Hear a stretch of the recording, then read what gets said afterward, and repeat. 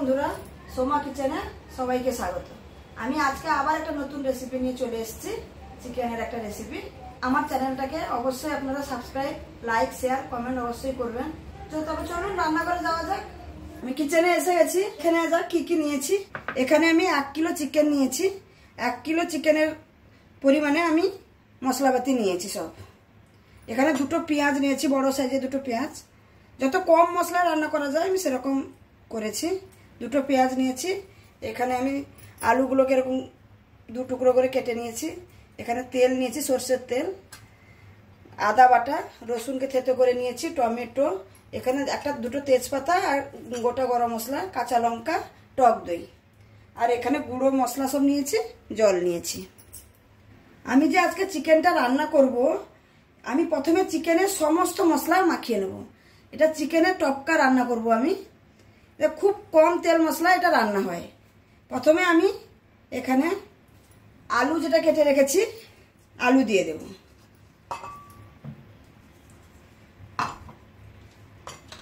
তারপরে পেঁয়াজ যেটা কেটে রেখেছি, পেঁয়াজটা দিয়ে দেব।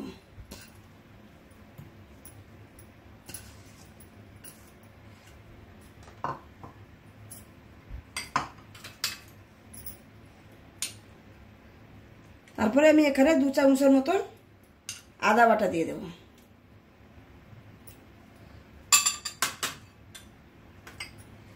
দুটো তেজপাতা আর গোটা গরম মশলা এটাও দিয়ে দেব, আর কাঁচা লঙ্কা দিয়ে দেব।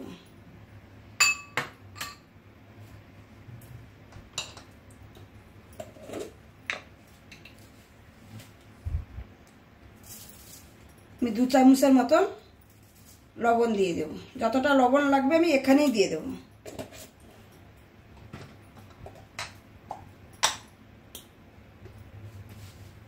হলুদও 2 চামচ।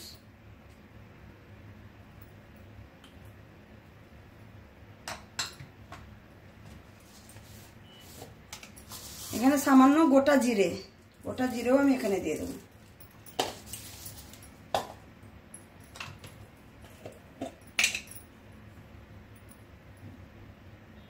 লঙ্কার গুঁড়ো আমি 1/2 চামচের মতন লঙ্কার গুঁড়ো, যেহেতু কাঁচা লঙ্কা আছে।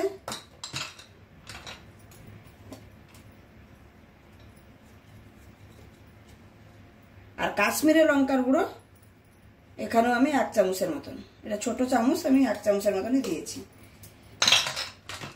এবার আমি যে টক দই রেখেছি, টক দইটাও দিয়ে দেব।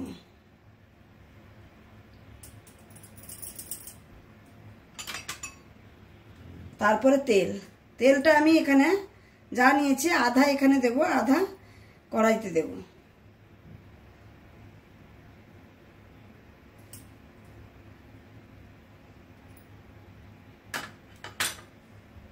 দিয়ে এটাকে আমি ভালো করে মাখিয়ে নিতে হবে। এটাকে ভালো করে মাখিয়ে নিয়ে একে আমি আধা ঘন্টা রেস্টে রেখে দেব। এখানে আমার আধা ঘন্টা আমি ম্যারিনেশন করে রেখেছিলাম। আধা ঘন্টা হয়েছে। আপনারা আরও বেশি টাইম যদি রাখতে পারেন আরও ভালো হবে। এটাকে যদি 2-3 ঘন্টা মাখিয়ে রাখা যায় তাহলে আরও ভালো রান্না হবে। আমার এখানে সময় নেই বলে আমি আধা ঘন্টা রেখেছিলাম। তো আমি এবার রান্নাটা শুরু করছি।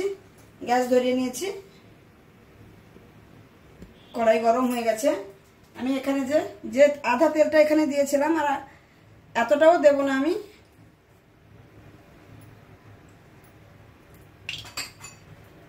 সামান্য পরিমাণ তেল দিয়ে সামান্য একটু চিনি নিয়েছি, ফোড়নে চিনি দিলাম। আর আপনারা অবশ্যই লক্ষ্য করেছেন আমি এখানে রসুন আর টমেটোটা আমি মাখাইনি, কারণ রসুনটা আমি তেলের মধ্যে ভাজবো। ভেজে তারপরে আমি মাংসটা রান্না করব।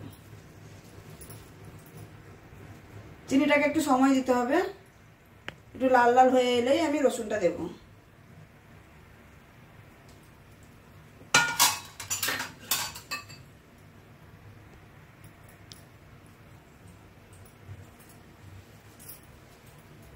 দেখুন চিনিটা এবার লাল লাল হয়ে গেছে। দেখুন এবার আমি এই যে রসুন কুচিটা থেতো করে রেখেছিলাম সেটা দেব।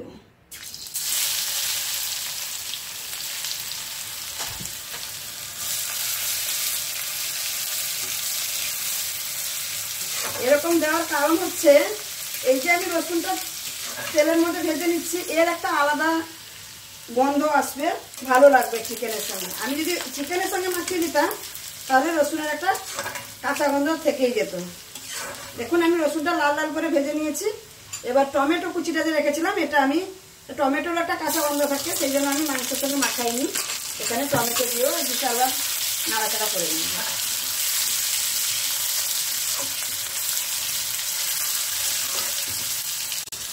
এখানে আমার টমেটো আর রসুনটা ভাজা হয়ে গেছে।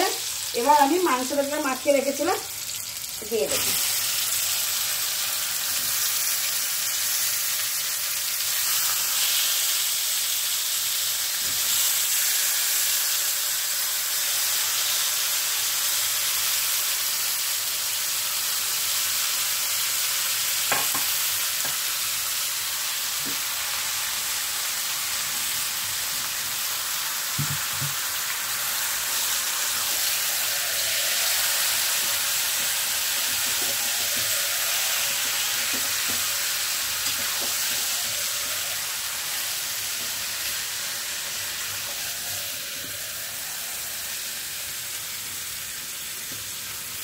মাংসটাকে আমি কড়াইতে দিয়ে ভালো করে নাড়াচাড়া করে নিয়েছি।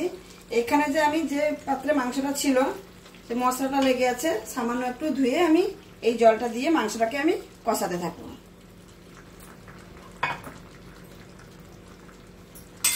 জলটা দিয়ে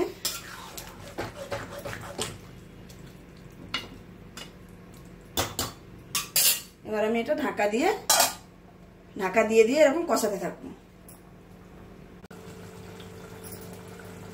আমি আবারও ঢাকনাটা খুলে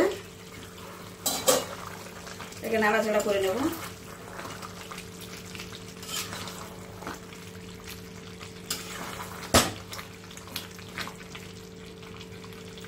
এখানে দেখুন আমার চিকেনটা সেদ্ধ হয়ে গেছে, কিরকম চিকেনটা ছেড়ে গেছে, আলুটাও সেদ্ধ হয়ে গেছে। এখানে আমি আর ঢাকা দেব না, যতটুকু জল আছে আমি ঢাকনা খুলে এবার এটাকে আমি রান্না করে নেব। এখানে আমি ঢাকনা খুলে 5 থেকে 7 মিনিট রান্না করে নিয়েছি। দেখুন কত সুন্দর তেল উপরে এসে গেছে। এর রান্নাটার বৈশিষ্ট্য হচ্ছে এটা টপকা চিকেন, তার কত কম তেলে রান্না করেছি আপনারা দেখুন, পুরো তেলটাই উপরে এসে গেছে।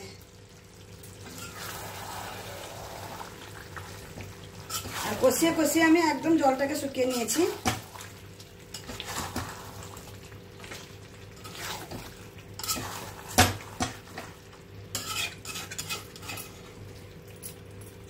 এখানে আমি কেউ যদি মনে করেন যে এখানে জল দেবেন না, এরকম কষা খাবেন রুটির সঙ্গে, তা রুটির সঙ্গে হলে ঠিক আছে। যেহেতু আমরা একটু রাইস দিয়ে খাবো সেই জন্য আমি এখানে একটু সামান্য জল দেব।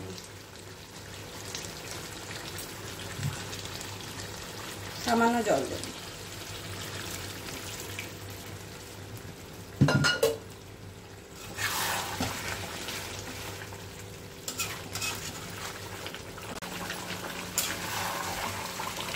রান্নাটা হয়ে গেছে।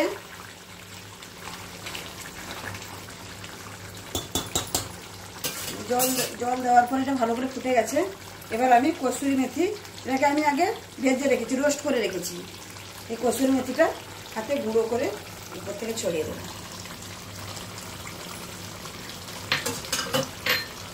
আবারও এটা একদম নাড়াচাড়া করে নেব।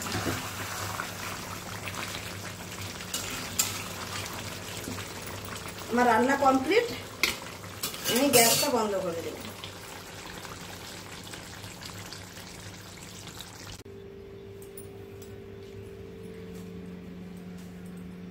দেখুন কত সুন্দর কালার এসছে আর কত সুন্দর হয়েছে, দেখে তো মনে হচ্ছে খুব সুন্দর হয়েছে।